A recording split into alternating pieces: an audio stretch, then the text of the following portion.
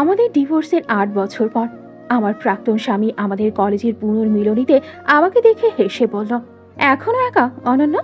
সে জানতো না যে আমার আবার বিয়ে করেছি। আর সেই হলের যে মানুষটাকে যে সবচেয়ে বেশি ভয় পেত, সেই মানুষটি একটু পর সবার সামনে আমাকে নিজের স্ত্রী বলে পরিচয় দিতে যাচ্ছে। নিমন্ত্রণ পত্রটি আমার ডাইনিং টেবিলে টানা 2 দিন ধরে একটা ফাঁদের মতো পড়েছিল। অফ হোয়াইট খাম, সোনালী অক্ষরে লেখা 2010 বেচের পুনর্মিলনী, ঢাকা বিজনেস স্কুল, ডিবিএস। যা ঠান্ডা হয়ে যাচ্ছিল আর আমি ওটার দিকে তাকিয়েছিলাম। দীর্ঘ 8 বছর, 8টি বছর আমি এই মুখমণ্ডলগুলোর মুখোমুখি হইনি। 8 বছর আগে আমি এক কাপড়ে একটা ভাঙা সংসারের এক বুক ক্ষোভ নিয়ে রাফসান আহমেদের বাড়ি থেকে বের হয়ে এসেছিলাম। আর পেছনে ফেলে এসেছিলাম একদল মানুষের কানাঘোষা। মেয়েটার সংসার ধরে রাখতে পারো না, অথচ একসময় আমাদের ব্যাচের সবচেয়ে মেধাবী মেয়ে বলা হতো আমাকে। তারপর রাফসানের সাথে আমার বিয়ে হলো, আর রাতারাতি আমার পরিচয় হয়ে গেল স্বামী পরিত্যক্ত নারী। মানুষের ড্রয়িং রুমের মুখরোচক গল্প। 32 বছর বয়সে এসে আমি একটা জিনিস খুব ভালো করে বুঝেছি, ডিভোর্স শুধু একটা বিয়েই ভেঙে দেয় না, সমাজকে অধিকার দিয়ে দেয় আপনার নামটা নিয়ে যত্রতত্র চিবিয়ে খাওয়ার। রাফসান এই কাজটা খুব নিখুঁতভাবে করেছিল। সে সবাইকে বলেছিল আমি নাকি বড্ড অহংকারী, ক্যারিয়ার ছাড়া কিছু বুঝি না, ভীষণ কোল্ড আর ঘরকণ্ঠার কাজের অযোগ্য। সে কাউকে বলেনি যে সে কিভাবে আমার অল্প বেতনের চাকরিটা নিয়ে প্রতিনিয়ত খোঁটা দিত, বলেনি কিভাবে তার মা আমার আলমারি চেক করতো যেন আমি চোর। সে এতো বলেনি যে একদিন সে আমার এমবিবি এর সার্টিফিকেটটাও মেঝেতে ছুঁড়ে ফেলে দিয়ে বলেছিল ডিগ্রি দিয়ে তো আর ভালো বউ হওয়া যায় না। এরপর আমি আর কোনো রিইউনিয়নে যাইনি, একটাতেও না। কিন্তু এবার আমন্ত্রণ পত্রের নিচে হাতে লেখা একটা লাইন ছিল, প্লিজ এসো অনন্যা, কিছু মানুষের দেখা দরকার, তুমি আজ কোথায় পৌঁছেছ। কোনো সই ছিল না, সেহেতু একটা ওই বাক্যই ছিল। তাই আমি গেলাম। আমি একটা গাঢ় সবুজ রঙের জামদানি শাড়ি পরলাম, কানে ছোট ডায়মন্ডের টপ, আর মুখে সেই শান্ত ভাব যা কোনো প্রশংসার অপেক্ষায় থাকে না। উত্তরার 5 স্টার হোটেলের বলরুমটা ফেয়ারি লাইটের আর বিলাসী আবহাওয়ায় ঝলমল করছিল। পুরনো সহপাঠীরা একে অপরকে জড়িয়ে ধরে চিৎকার করছিল, পুরুষরা নিজেদের গাড়ির মডেল নিয়ে বড়াই করছিল, আর নারীরা তুলনা করছিল তাদের সন্তান, বিদেশ ভ্রমণ, স্কিন ট্রিটমেন্ট আর স্বামীরা। আমি রেজিস্ট্রেশন ডেস্কের কাছে পৌঁছানো মাত্রই কে একজন ফিস করে আমার নাম উচ্চারণ করল, তারপর আরেকজন। পুরো রুমের মানুষ যেন হঠাৎ আমাকে মনে করতে পারল। অনন্যা রায়হান না? কতদিন পর? ওকে তো বেশ অন্যরকম লাগছে। একাই এসেছে নাকি? শেষ প্রশ্নটা রাফসানের গলা থেকে এসেছিল। না তাকিয়েও আমি ওই কণ্ঠ চিনতে পারি। ও বাড়ির কাছে একটা নেভি ব্লু স্যুট পরে দাঁড়িয়েছিল, আগের চেয়ে কিছুটা মুঠিয়ে গেছে, কিন্তু ঠোঁটে সেই চেনা হাসিটা একই আছে। এমন একটা হাসি যেন এই পৃথিবীর সব ডমিনেন্স তারই। তার পাশে দাঁড়িয়েছিল তার দ্বিতীয় স্ত্রী নাবিরা। লাল শাড়ি আর হাত ভর্তি সোনার চুড়ি পরে সে আমার দিকে এমন এক অলস কৌতূহল নিয়ে তাকালো, যেন রাতে ঘুমানোর আগে রাফসান তাকে আমার চরিত্রের সবচেয়ে কুৎসিত গল্পগুলো শুনিয়ে ঘুম পাড়াতো। রাফসান ধীর পায়ে আমার দিকে এগিয়ে এলো। অনন্যা, সে বলল, কি সারপ্রাইজ। আমি হাসলাম। রাফসান? তার হাসি ধার আরও বেড়ে গেল। এখনো একাই আসো সব জায়গায়। আশেপাশের মানুষজন এমন ভাব করছিল যেন তারা কিছুই শুনছে না, যার মানে হলো সবাই কান খাড়া করে আছে। নাবিলা মৃদু হাসল। রাফসান, আমাকে বলেছিল তুমি নাকি ভীষণ ক্যারিয়ার ওরিয়েন্টেড। কিছু মেয়ে আসলে ফ্যামিলির চেয়ে ফাইলের গুরুত্ব বেশি দেয়। আশেপাশের কয়েকজন অস্বস্তিকর হাসি হাসত। আমি আমার ক্লাচ ব্যাগটা শক্ত করে ধরলাম, দুর্বলতার কারণে নয়, বরং পুরনো ক্ষতগুলো তার মালিককে চেনে বলে। রাফসান আরও একটু কাছে এগিয়ে এলো। তুমি যে আসবে আগে জানালে পারতে, তোমার সাথে বসার জন্য অন্তত একজন পার্টনারের ব্যবস্থা করে দিতাম। তোমার অনেক দয়া, আমি বললাম। সে হালকা হাসল। এটাই তোমার সমস্যা ছিল, অতিরিক্ত ইগো। দেখলে তো অহংকার তোমাকে কোথায় এনে দাঁড় করালো। আমি তার দিকে তাকালাম। এই সেই লোক যার জন্য আমি একসময় রাতে বালিশ ভিজিয়ে কাঁদতাম। সেই লোক যার নাম আমার পাসপোর্ট আর আইডি কার্ড থেকে মুছে ফেলতে গিয়ে আমার হাত কাঁপছিল মাসের পর মাস। অথচ সে ভাবছে সে যেখানে আমাকে ফেলে গিয়েছিল আমি আজও সেখানেই থমকে আছি। সে তার গ্লাসটা বাতাসে তুলল। টু ওল্ড মেমোরিজ, আর আমাদের নতুন জীবনের জন্য আমরা অন্তত পরিবার তো গড়তে পেরেছি। নাবিরা আলতো করে তার পেটে হাত রাখল। সে প্রেগনেন্ট, অবভিয়াসলি। পুরো রুমের মানুষ সেটা নোটিশ করল, আর রাফসান ঠিক সেটাই চেয়েছিল। কেউ একজন হাততালি দিল, কেউ অভিনন্দন জানালো। তারপর সে আবার আমার দিকে ঘুরো। তা অনন্যা, এখনই কি কোনো ছোটখাটো ফার্মে চাকরি করছো? আমার হাসি পেয়ে গেল। ছোটখাটো ফার্ম? সে যদি জানতো, কিন্তু কিছু জবাব দেরিতে দিলেই বেশি সুস্বাদু লাগে। চাকরি করছি, আমি সংক্ষেপে বললাম। ভালো, সে উত্তর দিল। একাকী মানুষদের ব্যস্ত থাকাটাই শ্রেয়। কথাগুলো তীরের মতো এসে বেঁধল, ঠিক আগের মতোই নিষ্ঠুর আর চেনা। এক সেকেন্ডের জন্য আমি আবার 24 বছরের সেই মেয়েটি হয়ে গেলাম, যে রাফসানের মায়ের রান্নাঘরে দাঁড়িয়ে কাঁদছিল কারণ একটা রুটি পুড়ে গিয়েছিল, আর রাফসান ড্রয়িং রুমে বসে বন্ধুদের বলছিল, বাদ দাও তো, ওসব ফ্যামিলি মেনটেন করা ওর কাজ না। ঠিক তখনই আমার ফোনটা ভাইব্রেট করলো। একটা মেসেজ, পিকড আপ। 5 মিনিটসে ঢুকছে। রাফসান নামটা দেখার আগে আমি স্ক্রিন লক করে দিলাম। ও সেটা খেয়াল করলো। বয়ফ্রেন্ড? সে হেসে জিজ্ঞেস করলো। না। আহা, তাহলে কেউ একজন আছে। নাবিলা মিষ্টি করে হেসে বলল, ভালো তো। একটা ব্যর্থতার পর সবারই তো একজন সঙ্গী দরকার হয়। ব্যর্থতা শব্দটা পুরো সার্কেলের মধ্যে সুগন্ধির মতো ছড়িয়ে পড়ল। দামি কিন্তু পচা সুবাস। আমি আমার জুসের গ্লাসটা টেবিলে রাখলাম। নাবিরা, আমি শান্ত গলায় বললাম, একটা মেয়ের টিকে থাকার লড়াইয়ে ব্যর্থতা বলো না, শুধু এই কারণে যে একজন পুরুষ তোমাকে তার নিজের সুবিধা মতো বানানোর গল্প শুনিয়েছে। নাবিলার মুখের হাসিটা জমে গেল। রাফসানের চোখ দুটো শক্ত হয়ে উঠল। মুখ সামনে কথা বলা হলো না। সেই পুরনো হুমকি। আমি একটু স্পষ্ট করে কথা বলতেই ও এই টোনে কথা বলতো। আমি উত্তর দেওয়ার আগেই হলের লাইটগুলো নিভে গেল। অনুষ্ঠানের হোস্ট স্টেজে উঠলেন। লেডিস অ্যান্ড জেন্টলম্যান, ডিনারের আগে আমাদের একটা বিশেষ অ্যানাউন্সমেন্ট আছে। আজ রাতে আমাদের প্রধান অতিথি এমন একজন মানুষ যাকে আপনারা সবাই নামে চেনেন, যদিও সামনাসামনি দেখার সুযোগ হয়নি। পুরো বজমে একটা গুঞ্জন শুরু হলো। রাফসান সোজা হয়ে দাঁড়ালো, তার চোখে লোভ আর উচ্চাকাঙ্ক্ষা চকচক করে উঠল। সে ফিস ফিস করে নাবিলাকে বলল, ইনি নিশ্চয়ই আরিশ খন্দকার। ওনার সাথে যদি আজ রাতে একটা অ্যাপয়েন্টমেন্টে পাকা করতে পারি আমাদের কোম্পানির নতুন প্রজেক্টটা। আমি এন্ট্রান্সের দিকে তাকালাম। দরজা এখনো খোলেনি। হোস্ট হেসে বলতে লাগলেন, তিনি খন্দকার গ্লোবাল ভেঞ্চার্সের ফাউন্ডার, বাংলাদেশের অন্যতম বড় এডুকেশন ফান্ডের পেছনের মানুষ এবং আমাদের আজকের এই রিইউনিয়নের পুরো স্পন্সর। রাফসান তার স্যুটের কাফলিং ঠিক করল। নাবিলা তার শাড়ির আঁচল টেনে নিল। হলের অর্ধেক মানুষ দরজার দিকে ঘুরে তাকালো। তখনই হোস্ট শেষ লাইনটি বললেন, ঠিক, কিন্তু ওনাকে স্টেজে ডাকার আগে ওনার একটা ব্যক্তিগত অনুরোধ আছে। উনি বলেছেন উনি আজ রাতে এখানে কোনো চিফ গেস্ট হিসেবে প্রবেশ করতে চান না, বরং এই 2010 বেচের সবচেয়ে স্ট্রং এবং সাকসেসফুল মেয়েটির স্বামী হিসেবে প্রবেশ করতে চান। রাফসান মনে মনে হেসে ফিস ফিস করল, কার ভাগ্য খুলে গেল রে বাবা।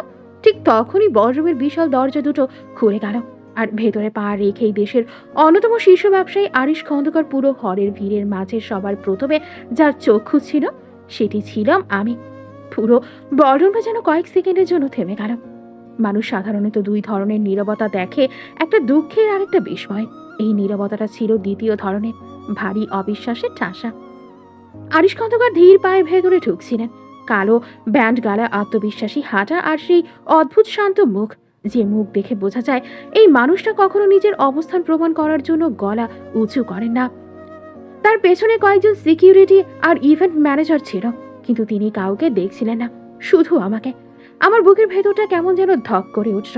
8 বছর আগে সেই ভাঙা মেয়েটার সাথে আজকের এই মুহূর্তের দূরত্বটা হঠাৎ খুব স্পষ্ট হয়ে গেল। রাফসান ফিসফিস করে বলল, অসম্ভব। নাবিলা তার দিকে তাকালো, তুমি ওনাকে চেনো? রাফসান উত্তর দিল না, কারণ সে জানে আরিশ খন্দকার শুধু একজন ব্যবসায়ী না, এমন একজন মানুষ যার একটি সিগনেচারে কোটি টাকা ডিল হয়, আর একটা না শুনে বড় বড় কোম্পানি বন্ধ হয়ে যায়। আর সেই মানুষটা সোজা আমার সামনে এসে দাঁড়ালো। পুরো হল নিঃশ্বাস বন্ধ করে তাকিয়ে আছে। তারপর আরিশ মৃদু হেসে বললেন, সরি, আমি একটু দেরি করে ফেললাম অনন্যা, রাস্তায় ভীষণ জ্যাম ছিল। আমার ঠোঁটের কোণে ছোট্ট হাসি ফুটল। It's okay. আরিশ এক সেকেন্ডও দেরি করলেন না।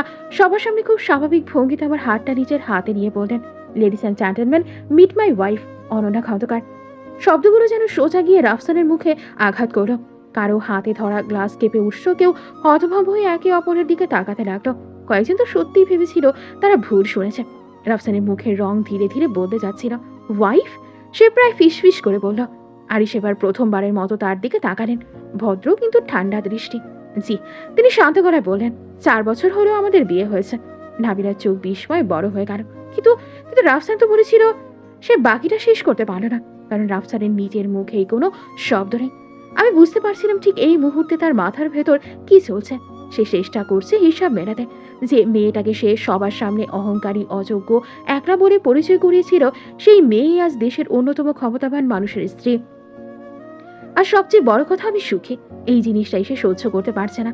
হোস্ট উচ্ছ্বসিত গলায় বলেন, ওয়াও, আমি মনে হয় আজকের রাতের সবচেয়ে বড় সারপ্রাইজটা জেনে গেলাম। হল জুড়ে হাততালি পড়ে গেল, কিন্তু সেই শব্দের মাঝেও আমি স্পষ্ট শুনতে পেলাম কিছু ফিসফাস। অনন্যা এত বড় জায়গায় পৌঁছেছে, রাফসান তো কখনো বলেনি। মেয়েটা আসলে পুরো উল্টো ছিল নাকি? রাফসান হঠাৎ কৃত্রিম হাসি দিল। ওয়েল, কংগ্রাচুলেশনস, সত্যি সারপ্রাইজিং। আমি জানি এই হাসির আড়ালে সে দাঁত চেপে আছে। আরিশ ভদ্রভাবে মাথা নেড়ে বললেন, থ্যাংক ইউ। তবে সারপ্রাইজটা আমারও ছিল। অনন্যা কখনো বলেনি তার কলেজ লাইফে এত মানুষ তাকে চিনত। রাফসান এবার নিজেকে সামলে নিয়ে হাত বাড়ালো। রাফসান আহমেদ, অনন্যার এক্স হাজব্যান্ড। চারপাশে আবার নীরবতা, কিন্তু আরিশের মুখে বিন্দুমাত্র অস্বস্তি দেখা গেল না। তিনি খুব স্বাভাবিকভাবে হাত মেলালেন। আই নো, মাত্র দুটো শব্দ, তবুও কথাগুলোর ভেতরে এমন কিছু ছিল যাতে রাফসানের চোখের আত্মবিশ্বাস একটু নড়ে উঠল। কারণ আরিশের সেই আই নো এর মানে শুধু পরিচয় না, তিনি সব জানেন, সব। আমি চুপচাপ দাঁড়িয়েছিলাম। প্রতিশোধের সবচেয়ে সুন্দর ব্যাপার হলো কখনো কখনো কিছু না বললেও হয়ে যায়। তারপর আরিশ আমার দিকে ঘুরে নরম গলায় বললেন, তুমি কিছু খেয়েছো? আমি মাথা নাড়াম, না। তিনি হালকা বিরক্তির ভান করলেন, আমি 5 মিনিট দেরি করেছি আর তুমি এখনো কিছু খাওনি, এটা ঠিক না। তার কথায় আশেপাশে কয়েকজন মৃদু হেসে ফেললেও, কিন্তু আমি দেখলাম নাবিলা স্থির চোখে আমাদের দেখছে। তার মুখে প্রথমবারের মতো একটা প্রশ্ন ফুটে উঠেছে। হয়তো সে ভাবছে যে মেয়েকে তাকে এতদিন ব্যর্থ বলা হয়েছে, সেই মেয়ের দিকে একজন পুরুষ এত সম্মান নিয়ে কিভাবে তাকায়। ঠিক তখনই রাফসানের ফোন বেজে উঠল। সে বিরক্ত মুখে কলটা রিসিভ করলো। হ্যাঁ বলো। ওপাশের কথা শুনে তার মুখের রং আবার বদলে গেল। হোয়াট? এখন কেন? সে দাঁতে দাঁত চেপে বলল, না না, এই ডিলটা আজ ক্যান্সেল করা যাবে না। আমি লক্ষ্য করলাম আরিশ খুব শান্তভাবে ওয়েটারের কাছ থেকে এক গ্লাস পানি নিচ্ছেন। তার ঠোঁটের কোণে হালকা হাসি। আর আমার হঠাৎ মনে হলো আজকের রাতটা শুধু শুরু। রাফসান ফোনটা কেটে দিয়েও কয়েক সেকেন্ড স্থির হয়ে দাঁড়িয়ে রইল। তার চোখ শক্ত হয়ে আছে, চোখের কোণে স্পষ্ট টেনশন। নাবিলা নিচু গলা জিজ্ঞেস করলো, কি হচ্ছে? নাথিং।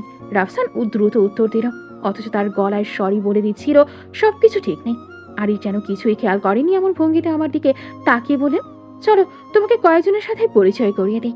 আমি তার সাথে হাঁটতে শুরু করলাম, আর আমরা যত সামনে এগোচ্ছিলাম তত মানুষজন সরে গিয়ে রাস্তা করে দিচ্ছিল। এই একই মানুষ একসময় আমাকে নিয়ে ফিসফাস করত, আজ তারা আমার দিকে তাকাচ্ছে সম্পূর্ণ অন্য চোখে। ক্ষমতা পৃথিবীর সবচেয়ে দামি প্রসাধনী। একজন সিনিয়র প্রফেসর এগিয়ে এসে বললেন, অনন্যা, আমি তো বিশ্বাসই করতে পারছি না তুমি আরিশ খন্দকারের স্ত্রী। আমি বিনীত হেসে বললাম, জি স্যার। তিনি মাথা নেড়ে বললেন, তোমাকে আমি সবসময় ব্রিলিয়ান্ট স্টুডেন্ট মনে করতাম। পেছন থেকে কেউ খুব আস্তে বলল, রাফসান তো বলতো অনন্যা সংসার ছাড়া কিছু বোঝে না। আরেকজন ফিসফিস করলো, আমার মনে হয় উল্টোটা সত্যি ছিল। মানুষ খুব অদ্ভুত।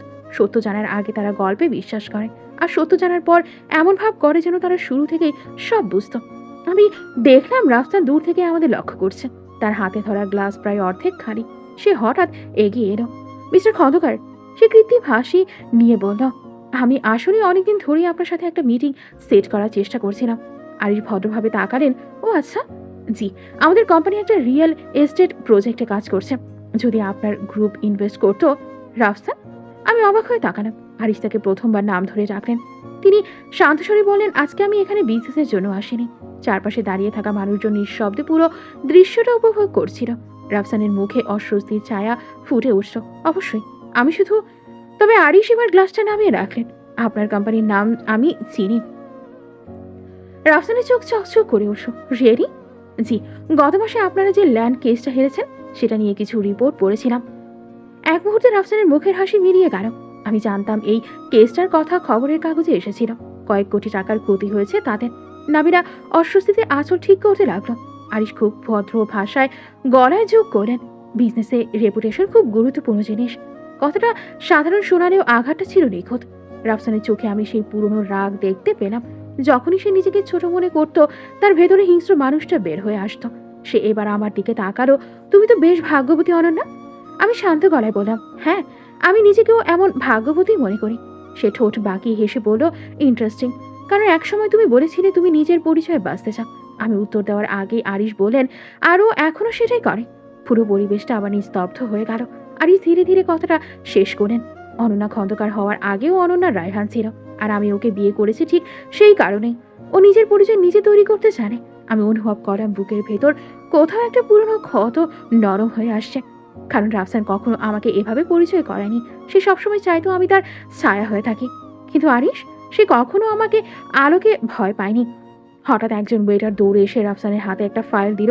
স্যার, জরুরি কুরিয়ার এসেছে। রাফসান বিরক্ত হয়ে ফাইলটা খুঁড়ো, তারপর যা হলো সেটা দেখে আমার ভ্রু কুঁচকে গেল। তার মুখ একদম সাদা হয়ে গেছে। ইম্পসিবল। সে ফিস ফিস করলো। নাবিলা ভয় পেয়ে জিজ্ঞেস করলো কি হয়েছে। রাফসান কাগজটা দ্রুত বন্ধ করে ফেললো, কিছু না। কিন্তু ততক্ষণে আমি খেয়াল করেছি ফাইলের ওপরে বড় অক্ষরে লেখা লিগাল নোটিস, আর নিচে লেখা খন্দকার গ্লোবাল ভেঞ্চার্স। রাফসান ধীরে ধীরে মুখ তুলে আরিশের দিকে তাকালো। আরিশের চোখ তখন সম্পূর্ণ ঠান্ডা। তিনি শুধু একটা কথাই বললেন, আমার স্ত্রীকে অপমান করার অভ্যাসটা আপনার খুব পুরনো মিস্টার আহমেদ। কিন্তু দুর্ভাগ্যজনক ব্যাপার হলো এখন আর অনন্যা একা না।